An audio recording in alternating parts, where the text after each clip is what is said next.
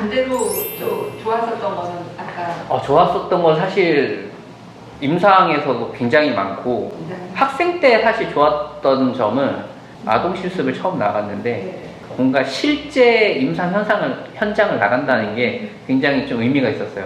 실제와 연결되는 공부라는 게 굉장히 간호학과가 매력적이었었거든요. 그래서 그거를 3학년 때 시작을 했었습니다. 그래서 어떻게 하면은 이 어린 친구들과 이제 신뢰관계, 저희가 말하는 라포라고 하는데 에그몽이라고 이제 초콜릿 과자인데 그 안에 장난감이 들어 있었어요. 그래서 그거를 이제 준비를 해 가서 금방 굉장히 친해졌어요.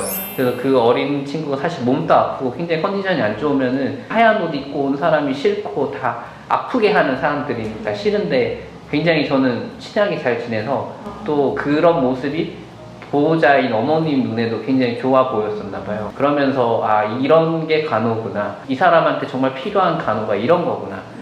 라는 걸 느끼면서 더 이제 임상에 많이 흥미를 느끼면서 그 부분이 저한테는 가장 좋았던 첫 번째 기억이었던 것 같습니다. 저는 제일 좋았던 거는 군병원에서 그 간호장교 근무할 때 나이트 근무를 그 한 명이서 했었거든요. 그러니까 이제 총상 환자더라고요. 환자가 통증 호소가 너무 심한 거예요.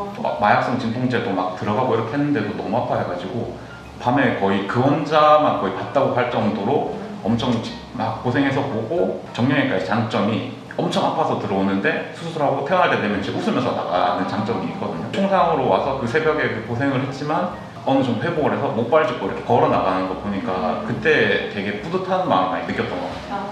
저희가 일반적으로 교대 근무를 하게 되지 않습니까? 뭐 남들이 바쁜 시간대에 쉴 수 있고 사실 운동을 하거나 뭐 악기를 배우거나 이런 취미 활동을 좋아하는 편인데 그런 거를 체험하기 굉장히 좋았어요.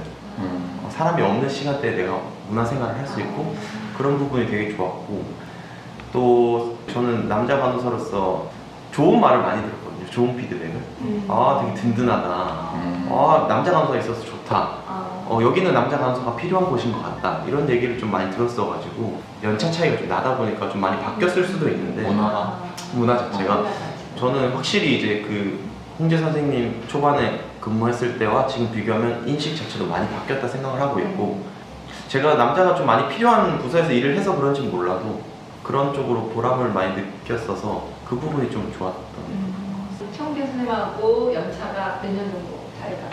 제가 입사를 19년도에 했어요. 그럼 8년 차이. 8년 만에 이렇게 굉장히 발전을 많이 한 거네요. 또 같은 병원에 있었기도 했고요. 네. 저의 영향이 좀 있었겠죠. 큰 거 같아요. 제가 아무래도 외과계 중환자실이고 또 흉부외과가 무조건 외과계 중환자실과 네. 연결이 돼 있다 보니까 이제 뭐 수술이 끝나면 오시는 걸 제가 자주 봤었죠. 네, 그럼 저는 이제 그때 한창 저연차에서 좀 벌벌벌 떨고 이럴 때 벌써 연차가 뭐 9년, 10년 차였으니까 쪽이요. 네. 그게 많잖아요. 심하잖아요. 윗 연차가 아래 연차를 이렇게 강하게 심한데 남자에서 그게 더 심한 건 있나요? 저는 제 프리셉터는 여자 프리셉터였는데 프리셉터가 전 괴롭힌 적은 있어도 남자 선배들이랑은 그런 거는 그분도 뭔가 저한테 기대하는 게 있었겠죠. 뭔가 이 정도 역할을 해줄 것이다 이렇게 기대하는 게 있었을 것 같은데 저도 이제 이 갭을 줄이려고 많이 노력을 했던 것 같은데 어느 정도 실력이 조금 올라왔을 때라고 저는 생각을 했는데 이제 이미 그때쯤 되니까 서로 이제 좀 불편해진 거죠.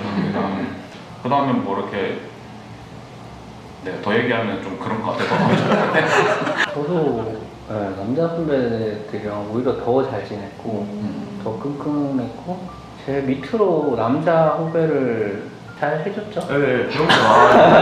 저는 뭐 상명할 수 있었던 이유가 이 선배님이신 그렇게 생각을 하고 있습니다.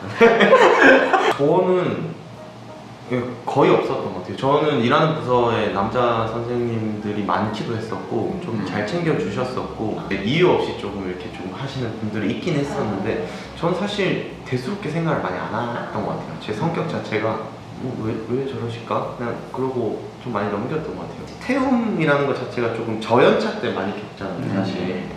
그래서 사실 저는 어떻게 생각했냐면 내가 이 속한 부서에서 업무 수행하는데 뭐 1인분이라고 하죠. 제 역량을 다 할 수 있으면 자연스럽게 해결되는 문제라고 생각을 하면서 그냥 지냈던 것 같아요. 그렇게 대수롭게 생각을 안 하고. 근데 이게 태움이라는 게 사실 이제 표현이 좀 어떻게 보면 이게 좀 민감하게 지금 들리는데 사실 어떻게 보면은 그러니까 환자의 생사를 걸린 걸 저희가 담당을 하는 업무다 보니까 선배들이 당연히 그거에 대해서 굉장히 예의주시하게 얘기를 하는 거고 굉장히 급박한 상황인데 그 상황에서 너가 이런 치명적인 실수를 하면 안 되기 때문에 굉장히 다급하고 단호하게 얘기를 할 수밖에 없는데 그거를 이제 받아들이는 입장에서 이거를 또 일적으로 받지 않고 뭔가 또 긍정적으로 받아버리면은 네. 이제 힘들어지는데 근데 그거는 태움이 아니고 교육 그런 거.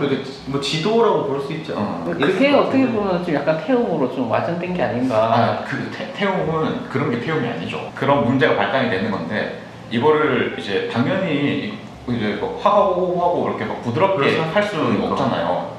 엄격하게 이렇게 하면 안 된다고 강한 메시지를 줘야 되는 건 맞는데 여기에 이제 뭐 뭔가를 집어 던지거나 발로 찬다거나 이런 게 있으면 이제 거기서 태움으로 바뀌는 것 같거든요.